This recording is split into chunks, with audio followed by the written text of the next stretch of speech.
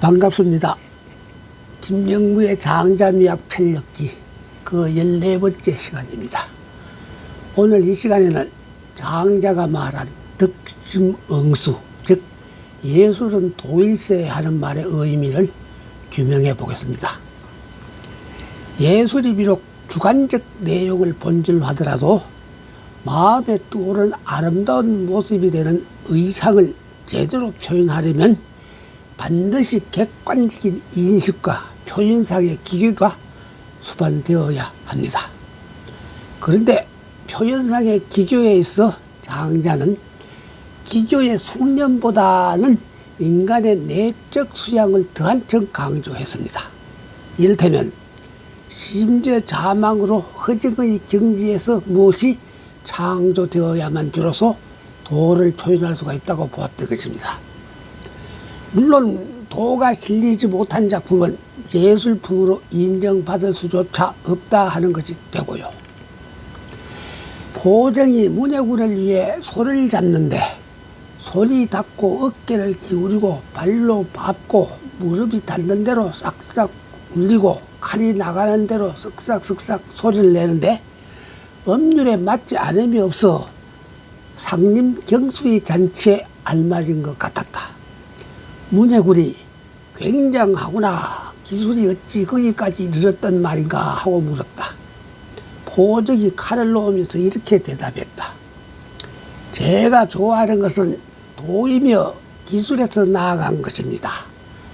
처음 제가 소를 잡기 시작했을 때는 보이는 것 전부가 소 아닌 것이 없었습니다. 3년이 지난 후에는 전부 소로 보이지 않게 되었습니다. 오늘에 이르자 저는 귀신신으로서 이를 보고 눈으로 보지 않게 되었으며 감각기관은 멈추고 신이 하고자 하는 대로 행하게 되었습니다.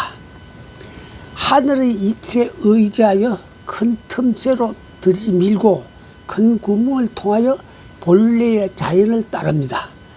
기술자는 힘줄을 다치지 않고 더구나 뼈는 닿지 않습니다. 우수한 백정도 해마다 칼을 바꾸는데 뼈를 다치기 때문입니다. 저의 이 칼은 19년이 되었습니다. 소를 수천 마리 잡았으나 칼날은 숫돌에서 새로 나온 것과 같습니다. 마디는 틈이 있으나 제 칼날은 두께가 없기 때문입니다. 두께 없는 것을 틈새로 넣으니 텅 빈 듯 넓어서 칼질이 춤을 추듯 반드시 여유로워집니다. 그러므로 19년이 지났을 때 칼이 방금 숫돌에서 나온 것 같습니다. 그렇지만 다른 백정들이 어렵게 하는 것을 볼 때마다 저는 안타깝게 여겨 타이르기도 하는데 보는 것을 거치고 행동을 서서히 하게 되면 움직이는 칼이 심히 미묘해져서 재빠르게 손을 해체해버립니다. 보정은 흙이 땅에 맡기듯 칼을 들고 서서 주위를 둘러보며 머뭇거리다가 만족한 마음으로 칼을 씻어 칼집에 넣었다. 문해군이 훌륭하다. 내가 너의 말을 듣고 생명을 길러내는 양생을 배웠구나 하는 대답을 했다. 내 편 양생주. 백정인 보정이 좋아하고 자랑하듯 늘어놓는 자기의 솜씨는 기술이나 기능에 해당되는 테크닉, 즉 기가 아니라 바로 도라는 뜻이 됩니다. 도는 기술에서 한층 승화된 단계인데 보정은 자신의 기술에서 스스로 도를 발견했다고 말하고 있습니다. 서양의 경우 르네상스 시기까지 예술은 기술과 동역으로 통했습니다. 물론 오늘날에도 예술의 창작은 기술 또는 기교를 벗어날 수는 없는 일로 봐야 합니다. 그러나 같은 모양의 기술도 밑바닥에 이르면 예술적으로 성공할 것인가 아니면 순수한 기술만으로 머물고 말 것인가 하는 갈림길을 만나게 됩니다.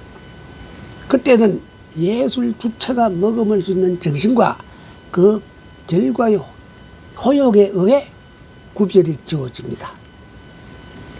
장자는 심각하고 명백하게 그러한 구별을 의식하고 있었던 것입니다. 순전히 기술적인 면에서 말하면 소를 잡는 동작은 그 실용상의 효과만 계산하고 비교하여야 합니다. 이를테면 보정은 1년에 소를 몇 마리씩 잡을 수가 있고 그 기술로 말미암아 수입은 어느 정도가 된다는 등의 내용이야 될 테죠. 만약 그런 식이라면 백적인 보정이 자신의 솜씨가 상림의 춤에 부합되고 경수의 잔치에 어울린다 하는 묘사 등은 쓸데없는 잔소리에 불과하게 됩니다. 상림의 춤이란 어느 나라 당왕의 음악이고 경수는 요 나라의 음악을 말하미니 그러하지 않겠습니까? 따라서 장냐는 기술 자체에 뒤따르는 효용을 중시한 것이 아니라 오히려 그 기술을 통해 성취한 예술적 효용을 밝히고 있는 것입니다. 여기서 예술적 효용이라 표현된 말은 장자에게 지락, 즉 최상의 쾌락이 됩니다. 그렇다면 위의 우화에서 보정이 소를 잡는 행위와 장자가 추구한 도는 과연 어떤 면에서 부합되는 것일까요? 첫째, 전혀 서로 보이지 않게 되었다 하는 표현을 통해 보정과 소의 대립이 해소되었다 하는 사실을 발견할 수가 있습니다. 이는 곧 마음과 대상의 대립이 해소되었다 하는 뜻으로 주객의 합일이 이루어진 상태를 말하면 됩니다.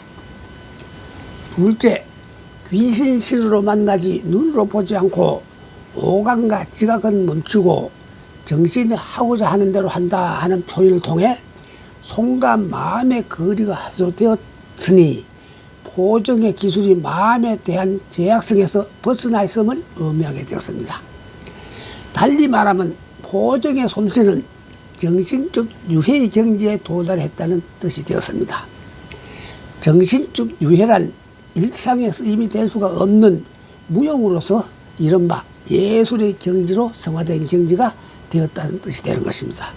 따라서 보정의 정신은 이미 기술로부터 해방된 자유감과 충실감을 누리게 된 것입니다.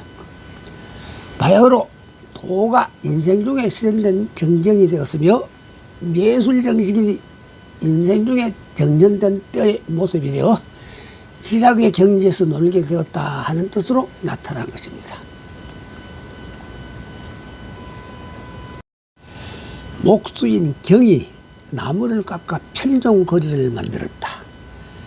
편종거리가 완성되자 보는 사람들은 그가 귀신 같다며 놀랐다. 노나라 제후가 그것을 보고 물었다. 그대는 무슨 도술로 저걸 만들었는가? 경이 대답했다. 저는 목공일 따름입니다. 무슨 도술이 있겠습니까? 다만 한 가지 있다면 제가 저것을 만들 때는 기운기를 소모하지 않습니다. 반드시 재개하여 마음을 고요히 하는데 재개 3일이며 모든 칭찬과 장록의 마음을 품지 않게 됩니다. 재개 5일이면 비난이나 칭찬, 잘되고 못되는 것에 마음 쓰지 않게 됩니다. 재개 7일이면 문득 제가 사지와 형체를 가지고 있다는 것조차 잊게 됩니다. 그런 때는 공과 과도 없고 기술이 전일하고 외부의 어지러움이 소멸됩니다.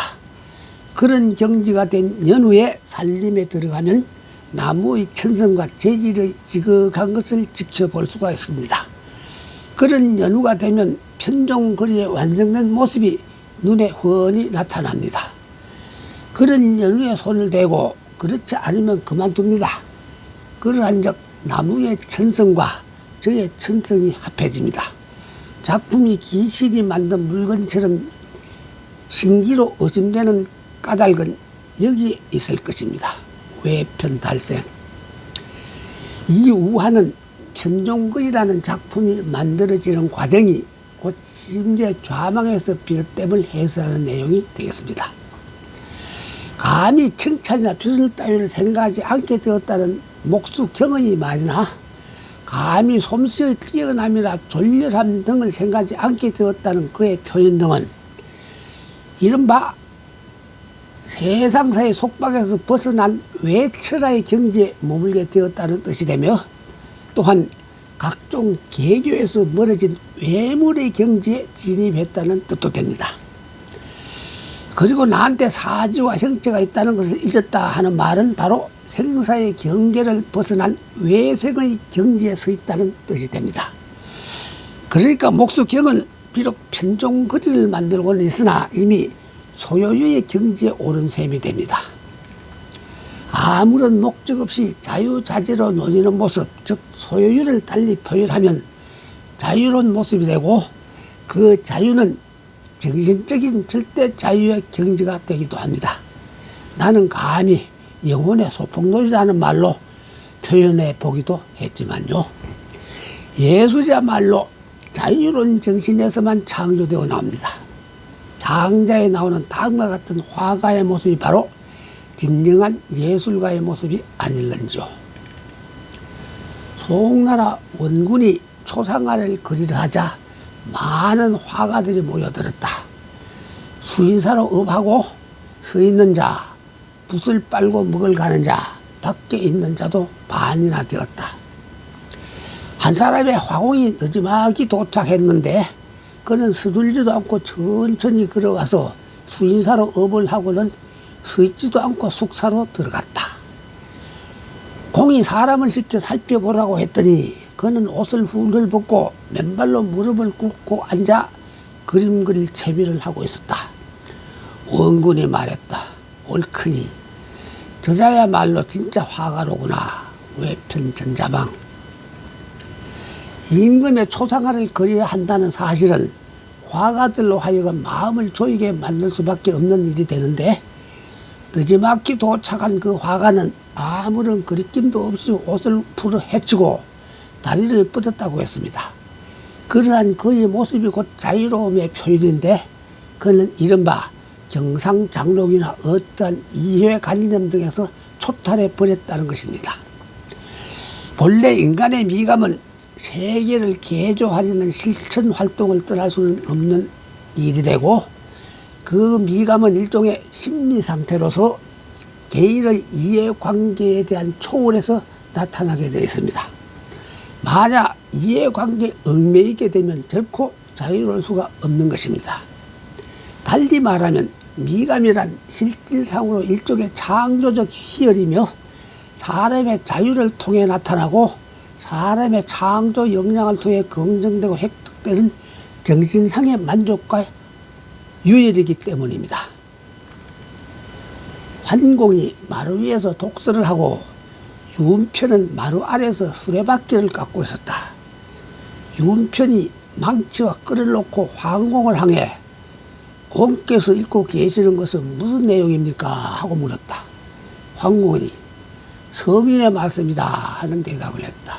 윤편은 그 성인이 아직 살아있습니까? 하고 대묻자 환공이 이미 죽었다 하는 대답을 했다. 윤편이 그러면 공이 읽고 계시는 것은 고인이 남긴 찌꺼기에 불과하겠군요 하고 말했다. 환공이 과인이 읽고 있는 책을 수레바퀴를 깎는 너 같은 놈이 놀랄 수 있겠느냐.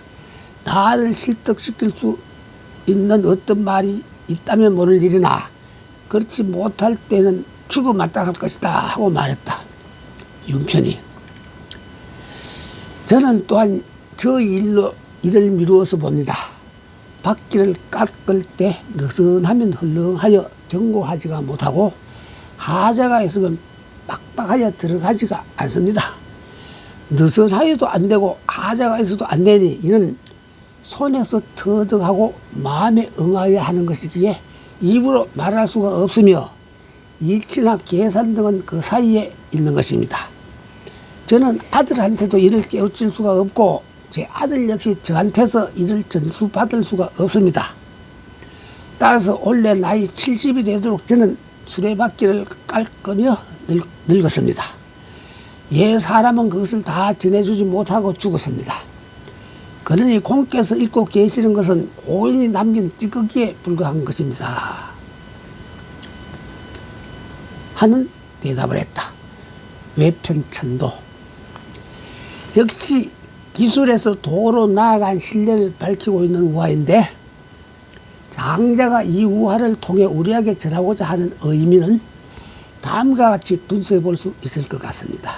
첫째, 사람이 독서를 하는 것은 마땅히 고인이 남긴 언어 문자를 통해서가 되겠지만 언어 문자의 후면에 갈무리 되고 있는 고인의 참다운 정신을 파악하여야 한다는 것과, 둘째, 인생의 숭고한 정신적 경계는 단지 자각하거나 자적할 수만 있을 뿐이지 어떤 객관적인 법칙에 의해 저주될 수는 없다 하는 게 사실이란 뜻입니다.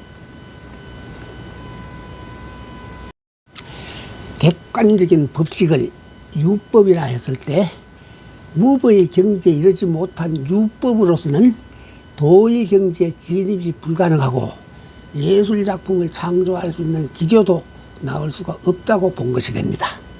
가령 유법으로 예술작품이 창작될 수가 있다면 예술작품은 독창적이어야 한다는 말도 소용이 없게 되고 예술작품이 귀한 대접을 받을 수도 없는 일이 됩니다. 이를테면 생활도자기는 정해진 순서나 방법에 의해 한꺼번에 수백 점 내지 수천 점을 만들어낼 수도 있겠지만 그것을 예술작품으로 볼 수 없는 까닭이 바로 여기에 있는 것입니다. 예술작품이란 무법을 법으로 삼기 때문에 유일무이할 수밖에 없는 것입니다. 어떤 논리나 전수 등으로는 참된 예술을 창조할 수 없다는 말과도 통합니다. 셋째, 따라서 사람은 각자 한 차례의 자각이나 자증하는 공부를 통해 자신의 숭고한 정신을 성취하고 파악하여야 하며 외적인 것에 의뢰될 수는 없다는 뜻이 됩니다. 댓글이 적지에서 도로 나아간다는 의미는 흔히 덕심응수로 표현이 되는데 여기서는 손에서 터득하고 마음에 응한다는 표현을 했습니다. 덕심응수라는 말은 마음을 얻어 손이 그 마음을 따를 뿐이다 하는 의미로 해석해도 같은 뜻이 되겠는데 여기 나오는 마음이란 잡다한 일상적 마음이 아니라 반드시 흐정적 마음이며 도를 관조하는 마음이며 신령스러운 마음이어야 합니다. 이른바 나를 의식하고 있는 마음은 예술 창조의 힘으로 발휘될 수가 없습니다. 공자가 초나라로 가다가 숲속에 들게 되어 거기서 곱사등이가 매미를 마치 돌멩이 줍듯 하는 것을 보게 되었다. 공자가 물었다.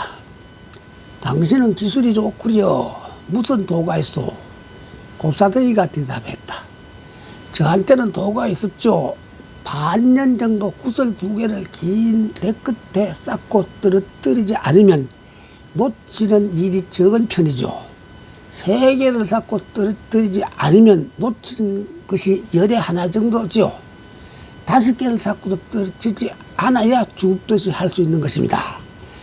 저는 몸을 편안하게 하는 것을 그루터기 같이 하고 팔을 잡는 것은 마른 나무같이 합니다.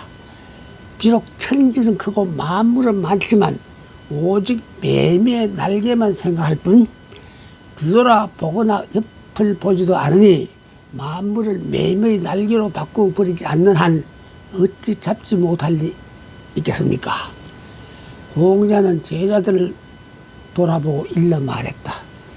뜰을 불타하지 않으면 정신을 엉키게 한다더니 저 곱사등이 노인을 두고 한 말이로구나. 외편 발생. 위의 이야기 역시 장자가 기교로부터 예술에 나아가는 정형을 돌아치겠다는 것을 다시 증명해 주고 있습니다. 허적한 마음으로 대상을 관조하게 되면 마음과 대상이 극하게 일체가 되며 그때 그 대상은 일체에 연계되고 그 외의 것들은 모두 있게 되는데 그것이 곧 미적 관조라는 뜻이 됩니다. 그러니까 매미를 잡는 곱사등이는 일상의 지식을 잊고 자신을 잊어 허정한 마음 상태로 매미의 날개를 관조하게 되었다는 말이 되는 것입니다. 공자가 열왕을 관람했는데 폭포는 3,000길이요 소용돌이는 40리가 되는 급류였다. 물고기는 물론 자라나 악어도 수영을 할 수가 없는 곳이었다. 공자는 한 장부가 수영하는 것을 보고 괴로워 자살하는 것으로 생각했다. 그래서 제자에게 물줄을 따라가서 그를 건져주라고 했다. 수백 분을 따라가 보니 그는 물에서 나와 머리를 틀고 노래를 부르며 둑 아래서 쉬고 있었다. 공자가 다가가 물었다. 나는 당신을 귀신이라 생각했는데 이래 보니 사람이군요. 한마디 묻겠는데 수영에도 도가 있겠죠? 수부가 대답했다. 없습니다. 나에게는 도라는 것이 없습니다. 다만 근본에서 시작해서 천성을 기르고 천명을 이룰 뿐입니다. 나는 소용돌이와 더불어 물속에 들어가고 솟구치는 물과 함께 나오며 물의 도에 따를 뿐 결코 나의 도를 강요하지 않습니다. 이것이 나의 수영 방법입니다. 공자가 물었다. 근본에서 시작하여 천성을 기르고 천명을 이룬다는 것은 무슨 뜻이오? 수부가 대답했다. 내가 언덕에서 태어났으면 언덕이 편합니다. 이것이 본연입니다. 물에서 장성하면 물이 편합니다. 이것이 성품성입니다. 내가 모르는 사이 수영을 잘하게 된 것은 운명입니다. 외편달생.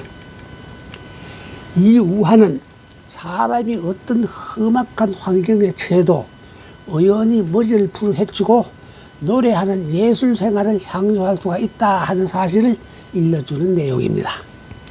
그러한 예술적 생활이 가능한 것은 그 물에서 마음대로 헤엄치는 기교로부터 도의 기교로 나아갔기에 가능한 것이 됩니다. 수부가 말한 근본에서 시작하고 천성을 이루고 천명을 이루었다 하는 뜻은 이른바 기교 수양의 세 단계를 설명한 내용입니다. 3위에 폭포가 걸려 있었기에 수부는 그것들과 서로 익숙하게 되었던 것이며 그 익숙함이 성품성이 된 것이고 그 익숙함이 교활 교가 되었으나 그 교를 잊게 되었으니 명이 되었다는 뜻입니다. 공수반이 손으로 그림을 그리면 그림새와 곱자에 알맞았다. 그것은 손가락이 자연의 조화와 함께할 뿐 마음으로 개교하지 않았으므로 정신의 집중이 전일하여 구속되지 않았기 때문이다. 외편달생. 기교의 진행 과정에는 반드시 법도가 있어야 합니다.